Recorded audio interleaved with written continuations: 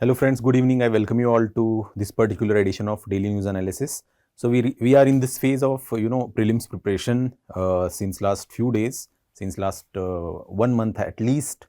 First and foremost, my best wishes for say the upcoming prelims. Obviously, the prelims is almost 4 to 5 months away now.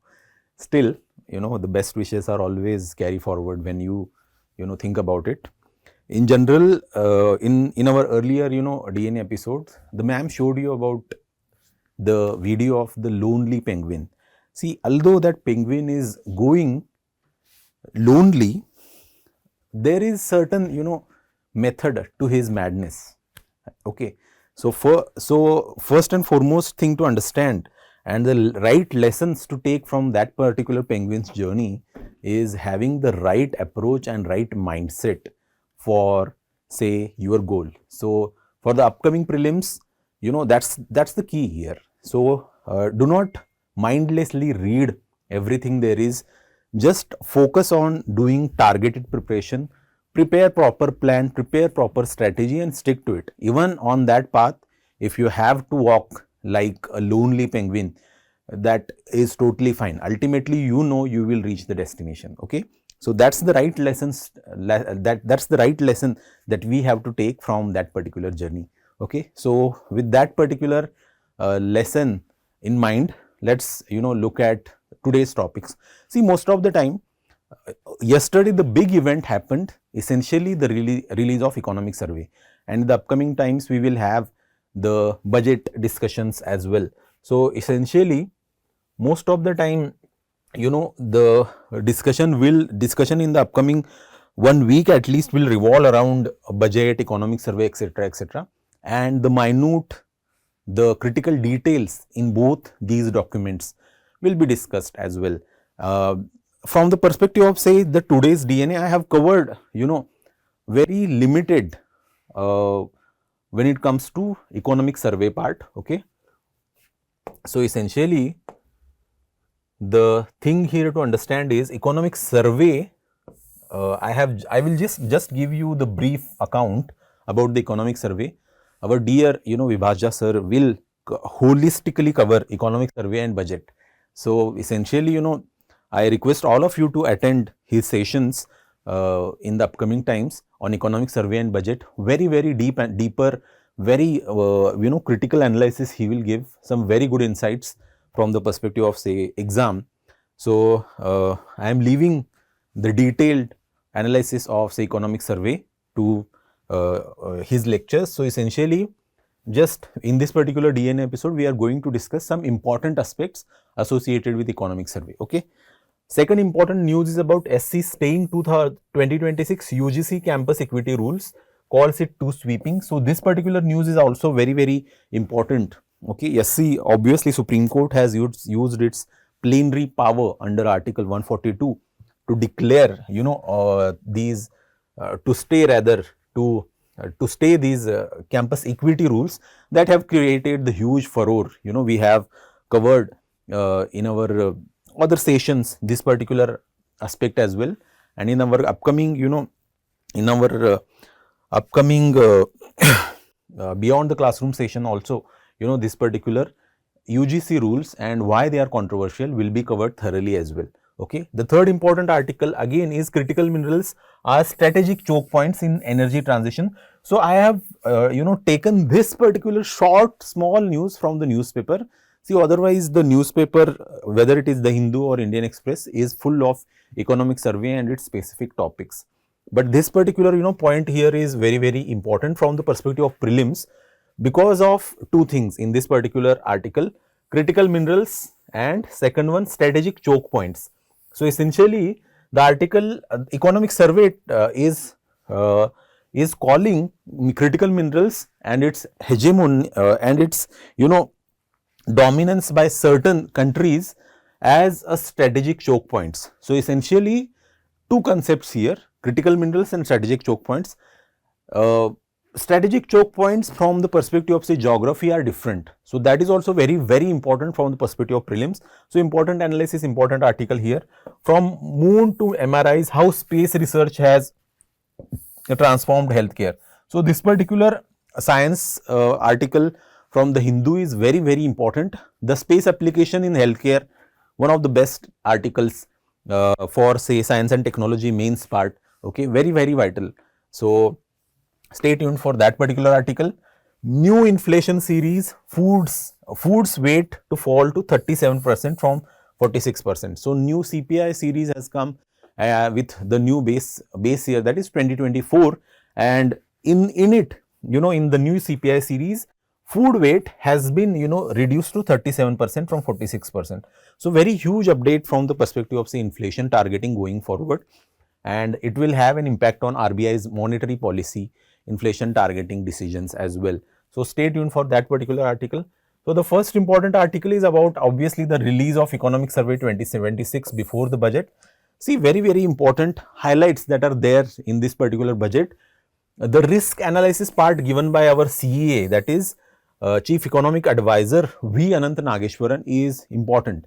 Look at the probability, the scenario 3, probability 10 to 20%. What he is, the economic survey is telling us is the world is so volatile that we can see the event worse than the 2008 global financial crisis, the probability of which is 10 to 20%. So there are in the economic sphere, this particular probability is actually alarming.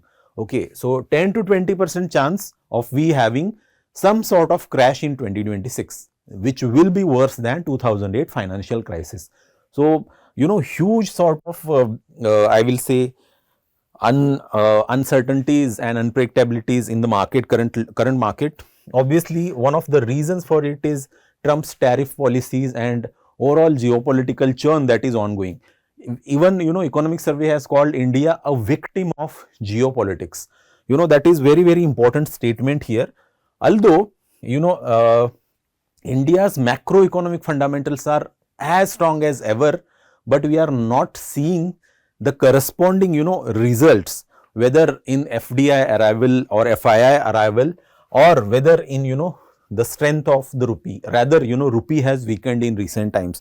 Economic survey has given the data in that regard, that rupee has actually declined by 7% in 2024 alone, 2025 alone, sorry. So essentially, and it has emerged as one of the weakest Asian currencies vis-a-vis say dollar. So when it compares to dollar, obviously the dollar itself is also becoming volatile due to the Trump's policies, obviously. And apart from that, the silver, gold prices are increasing. Particularly gold is reaching new heights because it is emerging as a new safe haven. Okay.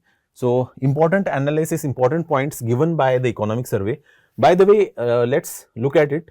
The economic survey on Thursday painted a relatively rosy picture of India's domestic growth. As I said, domestic growth is robust. Even RBI's recent outlook has pointed it out.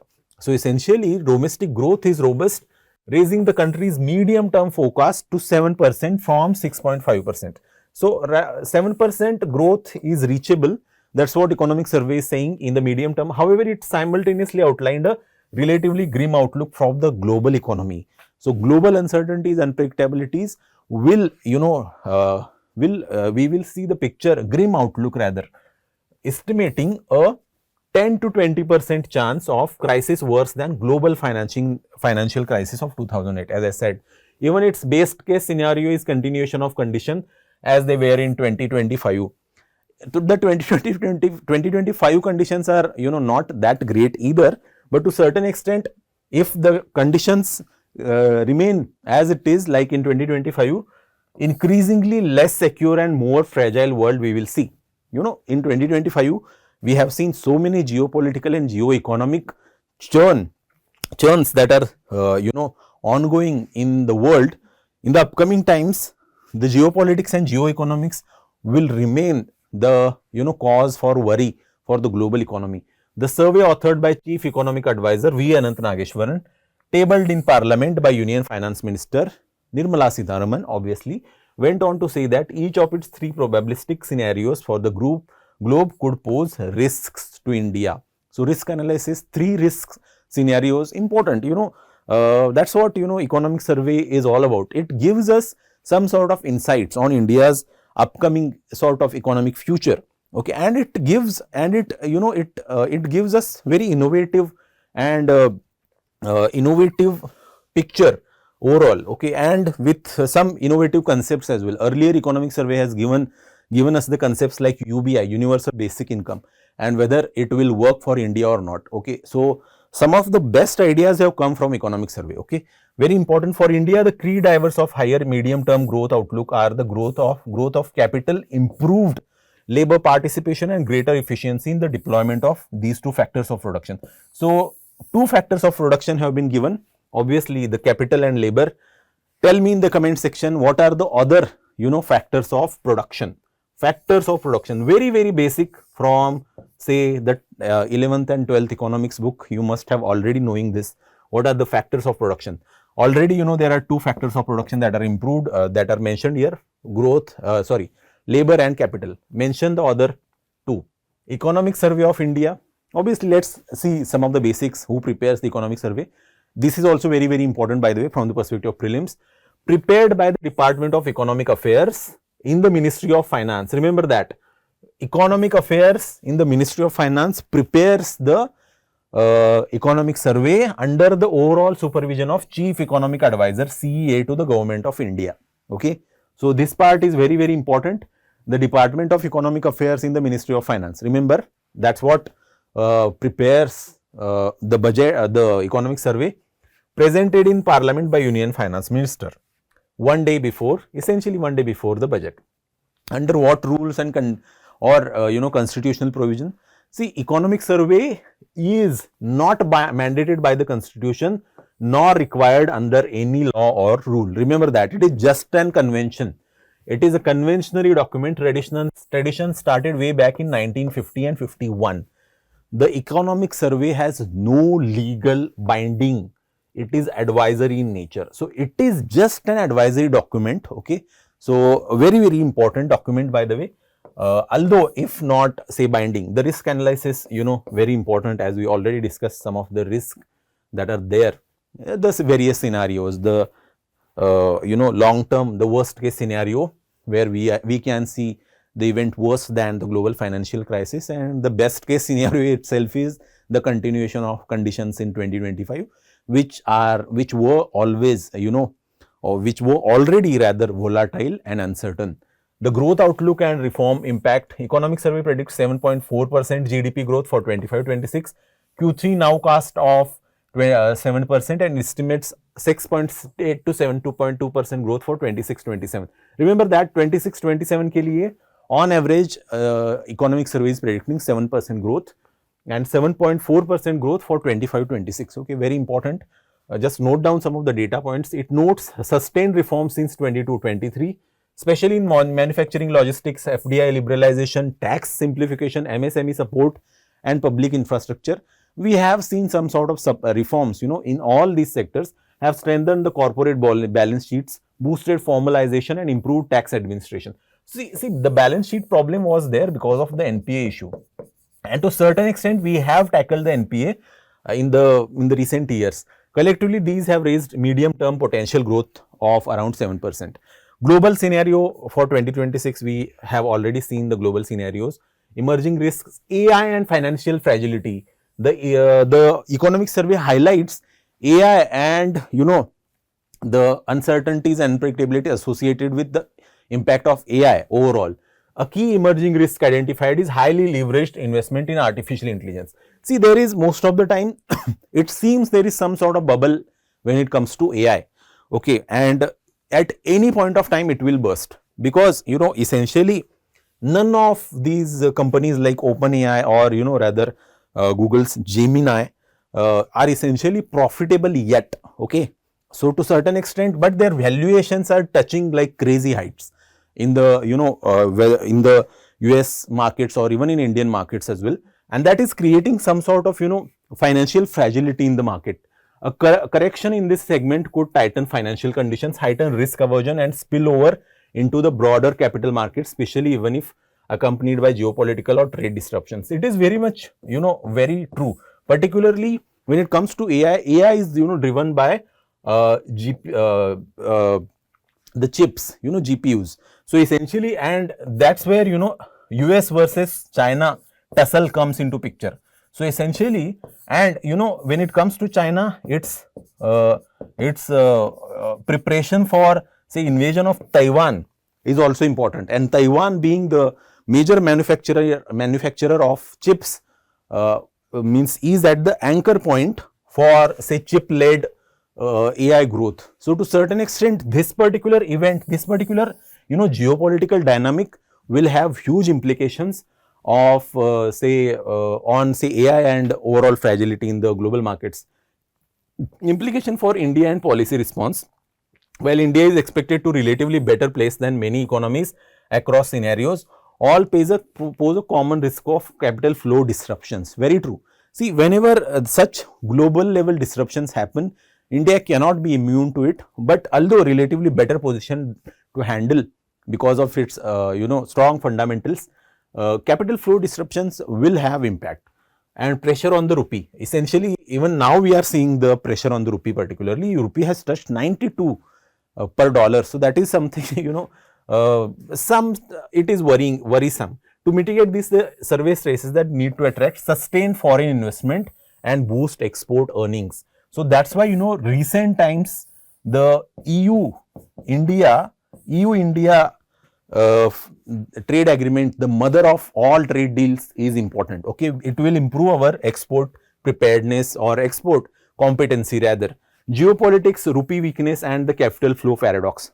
This is also, we have discussed the rupee is touching new lows. To certain extent, the paradox of 2025. What is the paradox of 2025? The survey notes is that India's strongest macroeconomic performance in decades has coincided with the global environment that no longer rewards sound fundamentals with currency stability or capital inflows. We are seeing, the flight of FDI from Indian market. But what is the overall paradox is, in 2025, India is showing one of the strongest fundamentals. But on the other hand, we are not being rewarded for these particular fundamentals. Okay, that is something, the paradox of 2025. There is, the survey also highlights some strategic power gaps, like Lowy Institute's power gap index. Remember this particular Lowy Institute and it releasing power gap index, very, very important from the perspective of prelims. India has a power gap score of -4, lowest in Asia, excluding Russia and North Korea, indicating India is operating below its strategic potential. So essentially, it is punching below its weight. That's what the meaning is. Given heightened geopolitical and economic turbulence, India faces liquidity contraction, capital flow disruptions and rupee volatility, etc. Reform imperative now is important. Capital dependence to surplus generation. So this is also something very, very important. Structural transformation into surplus generating economy. So the economic survey, suggests the capital investment should be the priority now. Countries that consistently run current account deficits must pay its risk premium to capital. So essentially, with countries having huge current account deficits will suffer the most. Export-led surplus economies enjoy lower and more stable capital cost. Okay, that is true. Although government intent and macroeconomic management are strong, FDI inflows remain below potential as well. That is the paradox of 2025 as we discussed. Drawing lessons from Vietnam, Thailand, Malaysia, Taiwan and Australia, the survey highlights policy tools such as tax holidays. So some of the important suggestions given by economic surveys: tax holidays, customs exemptions, second, targeting investment missions, R&D incentives, fast track approval and PM level intervention. PM level interventions for, say, ease of doing business. Essentially, it recommends a dedicated task force to engage top global firms and project India's advantages, stability, scale, growth and policy credibility. Okay, so these are some of the suggestions that are there. Adjustment phase, manufacturing strategy, growth outlook.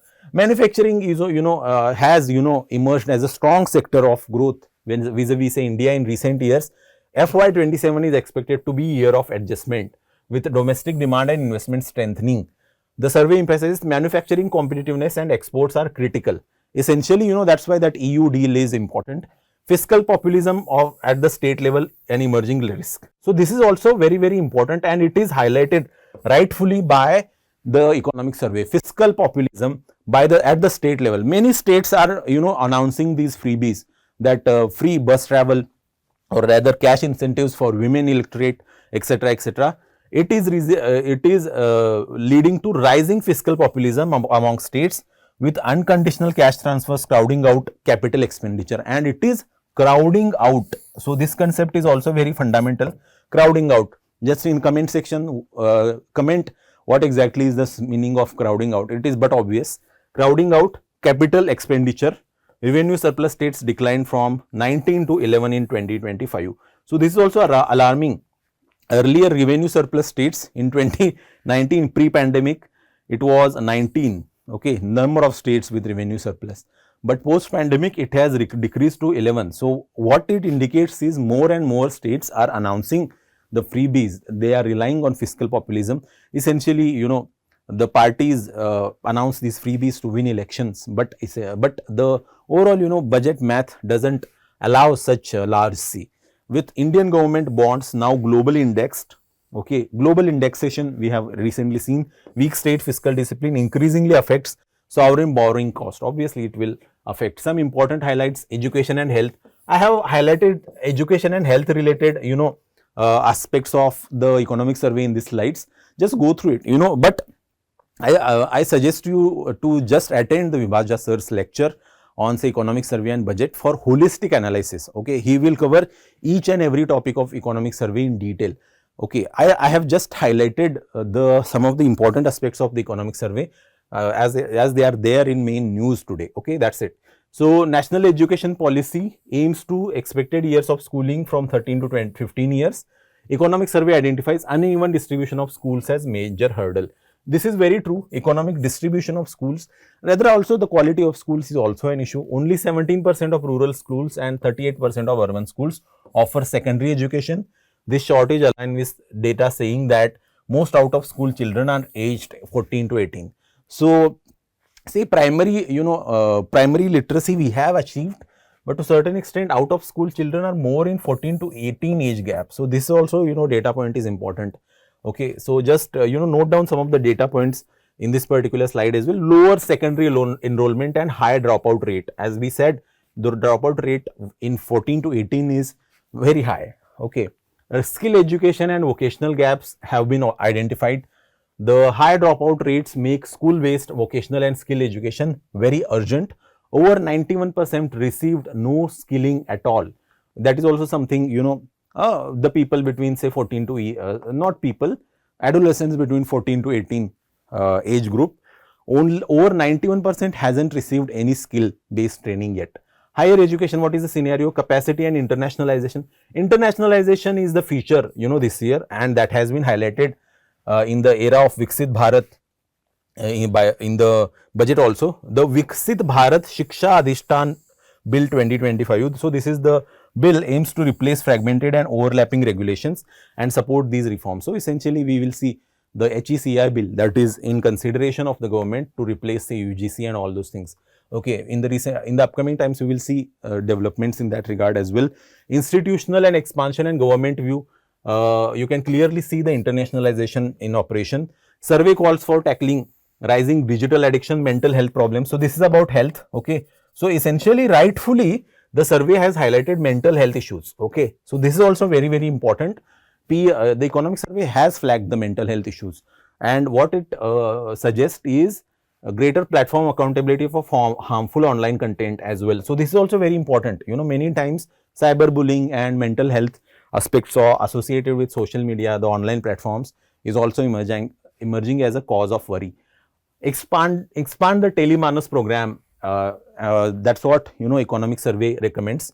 Digital addiction, actively address digital addiction. Public health investment and demographic dividend, address the demographic dividend issues. Essentially India will have demographic dividend until 2050. So we have to take care of that particular window as well. Major gains in maternal and child health. These data points are important. Note down from the perspective of mains. Very, very, very important. Okay. So under MMR, under 5 mortality rate, neonatal mortality rate, and IMR, infant mortality rate. Most of the time, students use NFHS data. So rather than that, you can use economic survey data, the latest one. Okay, so this is very important from the perspective of mains particularly, and this is important practice question for you. Just comment your answer in the comment section. Important analysis, important from the perspective of GS3 economy, by the way. The second important article, SC staying 2026 UGC campus equity rules, calling it too sweeping. Okay, so SC has said, stayed these particular campus equity rules that are that are drawing the huge protests in these times. Amid widespread protests, the Supreme Court Thursday kept in abeyance the University Grants Commission UGC Promotion of Equity in Higher Education Institutions Regulations 2026. 2026 rules have replaced 2012 rules, by the way. Now the Supreme Court has stayed them. The 2026 regulations have sweeping consequences which will divide society. That's what the CJI Kant is saying, heading a bench comprising Justice Joymal Bakshi observed. The Supreme Court of India said that UGC promotion of equity in higher education. So what's the stated purpose of, say, these rules is to promote equity. See, most of the time there are many cases of caste-based discrimination in higher education institutions. The the famous case of Rohit Vemula is a case in point. So to address the equity issue and the caste-based discrimination that is prevalent in the colleges, in the universities, UGC actually reformed the 2012 rules, okay, and they made certain changes to those rules that triggered some sort of protest. Until further orders, the 2012 regulations on equity and anti-discrimination will continue to remain in force. The court essentially has said that until further orders, 2012 rules will remain in force. The court indicated that 2026 regulations raise legal and policy questions essentially. Okay, so challenges to the 2026 regulations were there, obviously, the staying of these rules, even it is welcomed by all the sections of politicians now. Concerns raised about campus impact. Petitioners highlighted ragging related scenarios, arguing that a general category student resisting ragging by a senior from a protected category could face criminal complaints. So this is important. Okay, what if the ragging happens in the college or in university, where the senior that is doing the ragging is from, say, OBC or SC or ST community, and the junior is, say, general category student. So in this particular scenario, essentially the the general category students will be at disadvantage, because the senior student can file the counter complaint saying that he was he has faced caste discrimination from this particular junior. So ragging, what is the core issue here is the ragging is not addressed. The ragging problem is not addressed. Essentially, in this particular scenario, the accused students might have no equivalent legal remedy, no equivalent legal remedy. This is particular issue is, this particular point here is important. Risking severe consequences early in academic life, it was argued that such provisions could trigger police cases harming students' future as well.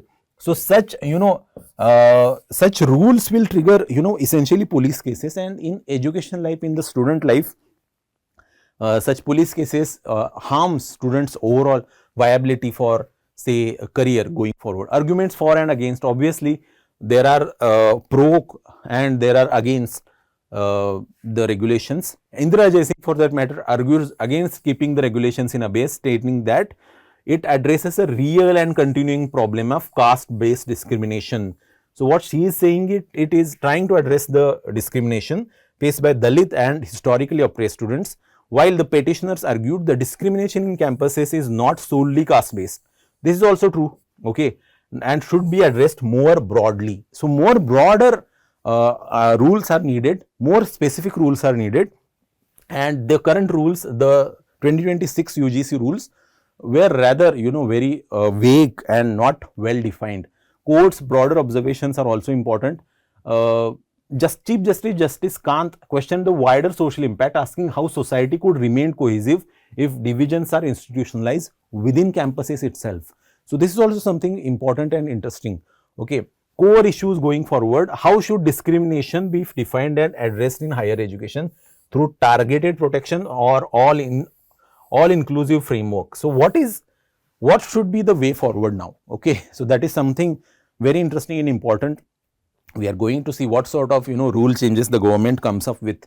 That, but definitely the 2026 UGC rules on equity did create and did raise very important questions. Okay, and rightfully the Supreme Court has now stayed the overall the implementation of these rules. So how 2012 UGC equity guidelines vary from 2026 regulations? One or two points are important in this. 2012 UGC regulations defined only discrimination in a broad and inclusive manner. So 2012 के जो UGC rules हैं, they have defined discrimination more broadly. It didn't per se mention SC, ST and OBCs. Okay, the 2026 regulations though define discrimination under section 31E, caste based discrimination separately under section 31C. So caste based discrimination was separated, okay, than discrimination under section 31E. So even Supreme Court said if 31C is there, 31E will essentially become redundant. Okay, so because most of the time the caste based discrimination will be addressed under 31C of the 2026 UGC rules. Definition of caste based discrimination and legal challenge. Under the 2026 regulation, caste based discrimination is defined as discrimination only on the basis of caste or tribe, only against ST, STs and OBC individuals. So OBC individuals were included in it. This definition was challenged before the Supreme Court of India on the grounds that it excludes general category and narrowing the scope of protection compared to earlier rules. It didn't offer any sort of protection overall to the discrimination faced by, say, other caste students, higher caste essentially. Supreme Court's concerns on redundancy and regression. As I earlier said, whether section 31E had been rendered redundant because of section 31C of the new UGC rules or not, that is also very interesting and important. The 2026 regulations may represent a regression from the broader, more protective framework of 2012. That is very true. Protective legislation should not be diluted, especially when Article 15(4) allows special provisions for SCs and STs. Supreme Court observed that we have the Article 15(4), which is specially for SCs and STs. So why in these particular 2026, 31C, we have the caste based discrimination that is separate from the discrimination provision that is also there in rule 31E. Comparison of scope, what was removed in 2026. The 2012 regulations included language and ethnicity as a ground for discrimination. In 2026, it was removed. Separately defined harassment, victimization and ragging, listed specific discriminatory practices including breach of reservation policy, biases in admissions. So essentially, 2012 rules were more well defined, more broad, okay, that address the discrimination effectively. But 2026 regulations omit language and ethnicity from its discrimination wala provision, do not list specific acts of discrimination, rather it is vague in that regard. Leave it to institutions, equal opportunity centers to prepare illustrative list. So this will also create some sort of subjective bias while preparing these rules on a case by case basis according to the universities and colleges. Equal opportunity centers and institutional obligations. By the way, 2026 rules actually made them compulsory. Equal opportunity centers with clearly defined roles, equity committees which represent students from or representation from SC, STs, OBCs, persons with disabilities, women. Institutions must follow defined procedures and timelines, equity helplines, equity squads. So essentially it is trying to actually include DEI in the institutions, and that's what in US there is new move, there is essentially a tide against DEI in institutions, while the UGC, the new UGC rules tried to include it in these rules. So it is against going against the tide of DEI principles overall. Enforcement and monitoring mechanisms. you can clearly see some of the monitoring mechanisms that are there under the 2026 regulations. Essentially, those regulations have been stayed now. Background of the new regulations, the Vemula case and the Tadvi case are the background. Essentially, those students face caste based discrimination, and that kind of that kind of actually led to these new rules where it specifically focuses on discrimination against SC, ST and OBC communities. So, to address the caste based discrimination, see, caste system is still the hallmark, or rather point of contention in Indian society, and even the caste based discrimination is still prevalent not just in our society but in our colleges, in our educational institutions as well, and we have seen the examples of Vemula and Tadvi, etc. So, to address them these particular rules actually came up with the specific provisions on caste based discrimination. So, core issues at stake: whether the 2026 regulations strengthen the enforcement and institutional accountability at the cost of inclusiveness. So, essentially out of DEI, diversity, equity and inclusion, by promoting the equity, they are essentially not promoting the inclusivity. So, although sort of D and E is being promoted, the equity is being promoted at the cost of inclusivity and rather diversity as well, or intentionally narrow protections that earlier regulations provided against discrimination in the higher education institutions. So, very important. This is something about some basics of UGC and HECI. The HECI bill, we have discussed the HECI bill and its provision in our earlier DNA episodes. In the upcoming times, if the bill is passed, we will discuss it again in the in that particular episode. So, very important, HECI, higher education regulator, that will replace the UGC. So, this particular practice question is there.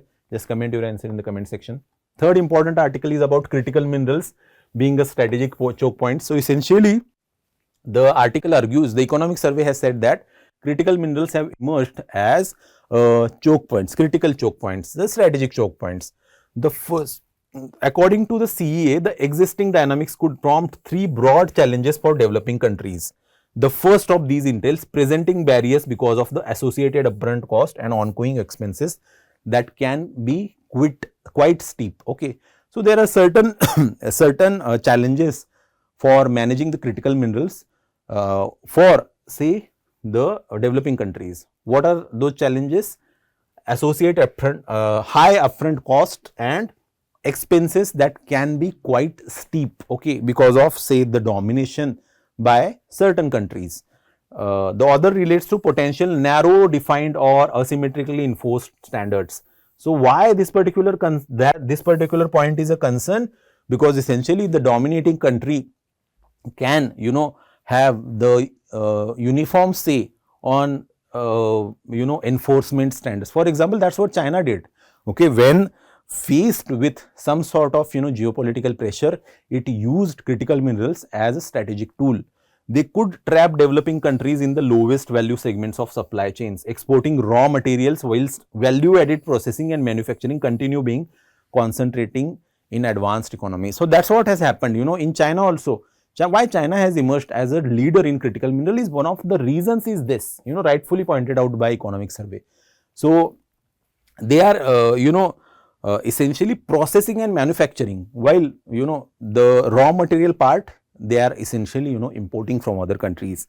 Sustainability premiums that tend to raise mineral prices without parallel support for finance, technology and capacity building will increase costs to transitioning globally and disproportionately impacting emerging economies as well.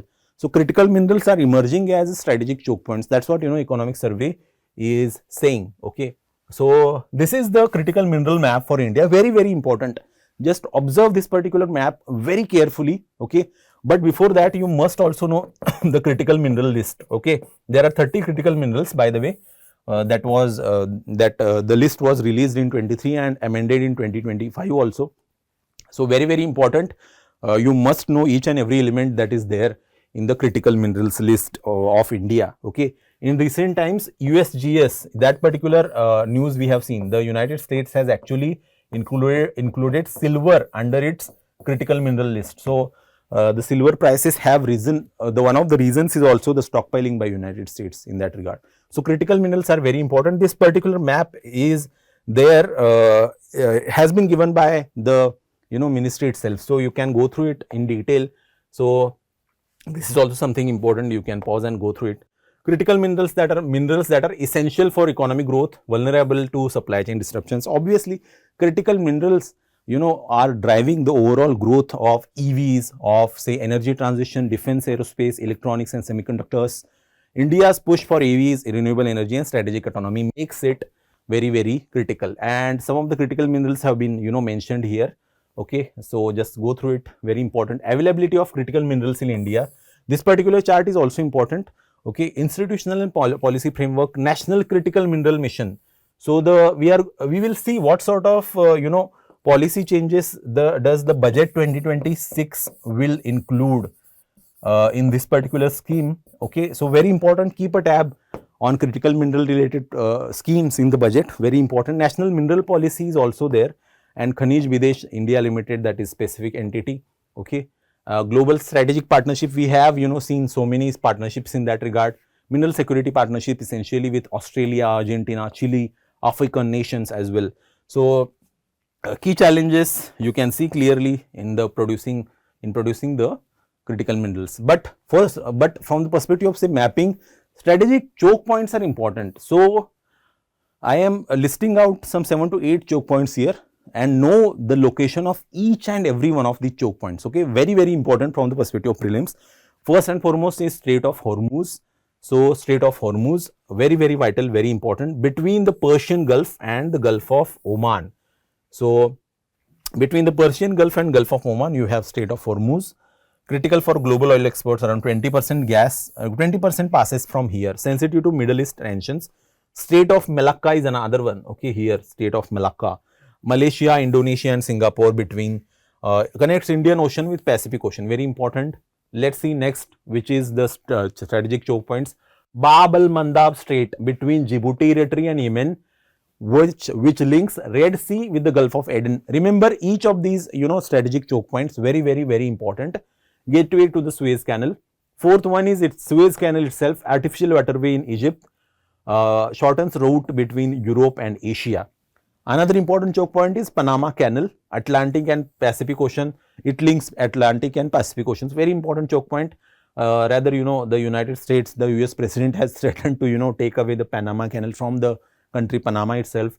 So we are going to see what sort of, what Trump will do in 2026 about this. Turkish straits like Bosporus and Dardanelles are also considered as strategic choke points. Black Sea to the Mediterranean. Okay, know the location of each of these choke points, very important.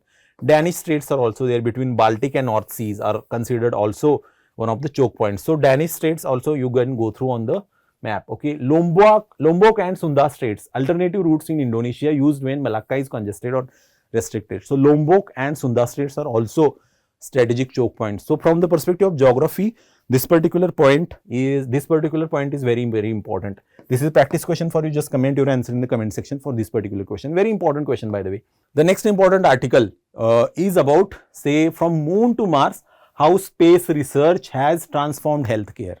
So space research, although many times there is an argument that why we should invest so much money in space research. Okay, so the foremost reason for investing money in research and development associated with space is obviously it will give us multiple folds back in, say, spin-offs, the spin-off technologies.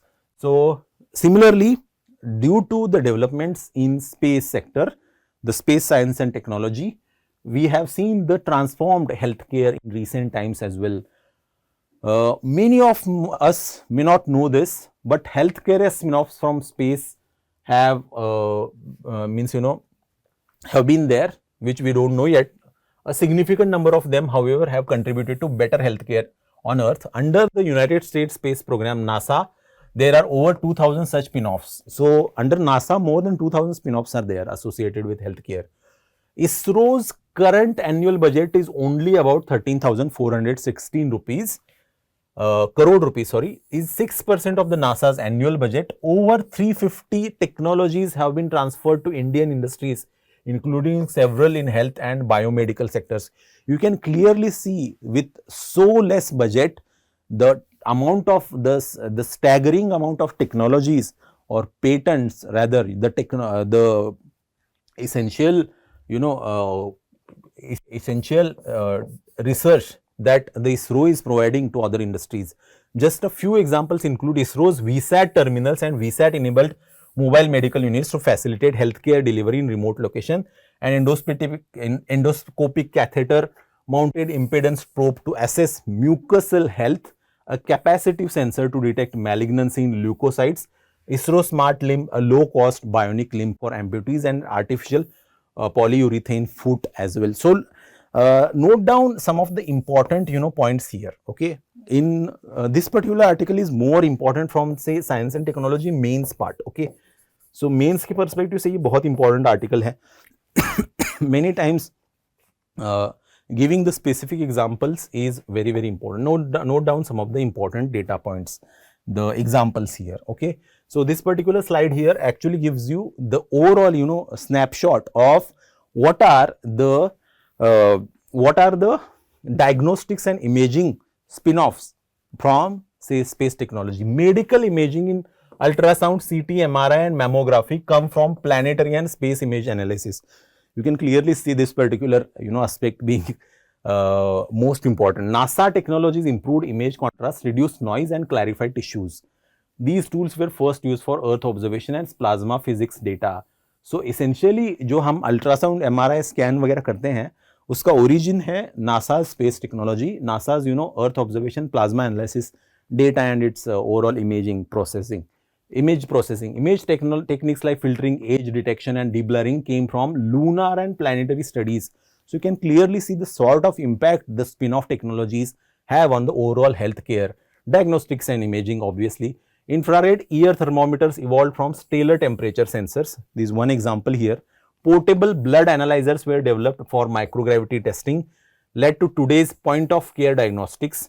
Wearable health devices originate from astronaut biotelemetry. Even we have this fad nowadays of wearable health devices that is essentially result of astronauts bio telemetry. So early non-invasive glucose monitoring was tested on for space use essentially. Air and water purification systems were designed for spacecraft cabins. Sterilization techniques improved. Antimicrobial materials from spacecraft are now used in medical devices. Telemedicine and logistics have been revolutionized as well. For example, medical supply drones depend on satellite navigation. Satellite communication enable reliable drone delivery, and obviously satellites assist epidemiological mapping, identify environmental and vector related risks. Data supports outbreak containment. Solar powered vaccine refrigerators came from space field operations. So many times this solar powered these vaccine refrigerators are important. In remote areas you cannot have the refrigeration, but solar powered refrigerators can be used to actually vaccinate the population in remote areas. Satellite based telemedicine supports healthcare in remote areas. That is true, very true. Next is devices and interventions. Some ventricular assist devices were co-developed using NASA's flow dynamic expertise. In 2016, ISRO developed low-cost heart pump. It supports patients with left ventricular failure. The pump uses lightweight rocket material. So you can clearly see the the impact on say health recovery overall of heart patients. But biocompatible titanium alloy was used in that particular heart pump. It can pump 3 to 5 liters of blood per minute. Very important. Astronaut exercise systems improved robotic rehabilitation technologies. Prosthetic limbs became more lighter and better fitting as well. Essentially, space blankets were developed in 1964 for space missions. They are lightweight and reflect body heat. They are now common in first aid kits. Space blankets. So that is also the result of space technologies first and foremost. Scratch resistant lenses came from NASA helmet visor technology. So scratch resistant lenses that we use nowadays in our specs that also came from, say, visor technology, the helmet visor technology of NASA. Invisible braces use translucent polycrystalline alumina. TPA was developed with NASA ceramics research. So ये जो TPA है, the invisible braces, nowadays we have these tooth aligners. So those are also made from, say, TPA, that is translucent polycrystalline alumina, and the alumina, that TPA was developed with NASA ceramics research. So you can clearly see the wider impact of space technologies on, say, overall healthcare. And healthcare applications are also there, like bone loss and muscle atrophy, explain cardiovascular deconditioning, models aid treating of osteoporosis, help manage sarcopenia as well. They guide care during long-term bed rest. Radiology studies from space improved cancer risk assessment as well. So these applications are very, very unique and very, revolutionary overall, and they have revolutionized healthcare as well. So this is very important practice question for you. Just comment your answer in the comment section. By the way, you can clearly see all these applications have been derived from, say, directly or indirectly from space technologies. Okay, all of these. Okay, I am giving you the answer here itself. The answer is C. All the technologies, the revolutionizing health technologies are the result of, say, space technology. So that's why, whenever someone asks you why we should invest so much money in ISRO, okay, why we should invest so much money in research and development vis-a-vis, say, space sciences, because means, it is not any way directly benefiting the poor. Okay, many times, many times ignorant people make such arguments, but again, the ignorance is bliss for them. The more we invest in space and technology in research part, the more we will get back, the rather multifold back, multiplier effect it will have overall. Okay, so essentially that one argument is enough to convince us that space technologies and the investment in it is important. The next important article is new inflation series, food weight to fall to 37% from 46%. We have already covered it in our early DNA episode. Similar article. Now what has happened is it has become more clear, and MOSPI has essentially announced it, the new 2024 as a base year for CPI. Okay, and that's in the corresponding sort of changes. There are changes to, say, housing and also the food. The foremost thing is on the food here. So with 2024 as the base year prices, we'll see the weight of food and beverage items fall from 46 to 36%. Update to India's CPI series. Ministry of Statistics and Program Implementation has released details of new CPI series. Housing will become more prominent component of the CPI basket. Raise measured housing inflations, put upward pressure on headline CPI inflation as well. Problem of high food weight in CPI. Obviously, the food prices are very volatile, and having the large proportion, or rather large sort of percentage in CPI will overall make the index volatile. The food currently accounts for nearly half of the CPI basket. This makes headline inflation highly volatile. Sharp food price movements can distort overall inflation trends as well. And most of the times, this particular inflation trend is considered by the RBI, okay, in its inflation targeting policies. And most of the time in inflation targeting policies, if the inflation is driven by the food prices, the monetary policy will not be able to address it, because it is a supply side problem, and monetary policy essentially addresses the demand side issues. This was evident in mid-late 2025 when food inflation turned negative. Headline CPI fell sharply. October 2025 CPI hit a record low of 0.25 because of the food prices that are very low. Impact of new weights on inflation, you can clearly see 20-30 basis points rise in overall inflation is possible due to the reduction in, say, food basket now, because essentially the food prices are low nowadays. Outdated consumption base and Engel's law. What exactly is Engel's law? This is important from the perspective of prelims here. As incomes rise, the share of spending on food stalls. Okay, so this is what is the Ernst Engels said. As income rises, your share of spending on food, it decreases obviously, because your overall percentage of income is rising. This trend is confirmed by the 2023-24 household consumption expenditure surveys as well. Changing consumption patterns, we have already seen this, by the way. Food share fell from 52.9 to 47.04%. So what exactly it is indicating? It is following the Engel's law. Okay, with the more rise in income, your percentage on food, the spending on food has decreased. Okay, you can clearly see it whether in rural households or urban households. Implications for RBI and monetary policy, as we have already covered. I have already told you that inflation targeting, flexible inflation targeting framework is under review and expected to continue. We have covered this particular point earlier in our DNA episodes as well. The FIT is going to be reviewed in 2026, and to certain extent the current target remains about 4% plus minus 2%, the band that is there, 4% plus minus 2%, and such change in say CPI food basket will have huge implications on overall RBI's monetary policy going forward. Okay, composition of the new CPI basket, number of items increase from 299 to 358. So it is more broad based. It will give more clearer picture of inflation in the Indian economy. Categories have been reorganized, limiting direct comparison as well. Education services now has 3.33% weight. Earlier education has 4.46% under miscellaneous. Okay, so there are some certain changes as well. You can clearly see the change in case of housing. Likely inflation, in fact, we have already seen. Particularly what comes next, the new CPI aims to reflect modern consumption patterns more accurately, even if it results in structurally higher inflation readings going forward. But it is definitely more broader based, because it includes more items under its basket, and it has reduced more volatile food basket from say overall 46% to 36%, and that will have the overall structural inflation will increase. The number will show increase, but in long term it is a better indicator. So that's the case. Headline versus core inflation, this is something basic, no need to discuss this particular core inflation versus headline inflation. That's it from my side, and stay tuned for another edition of Daily News Analysis. Thank you.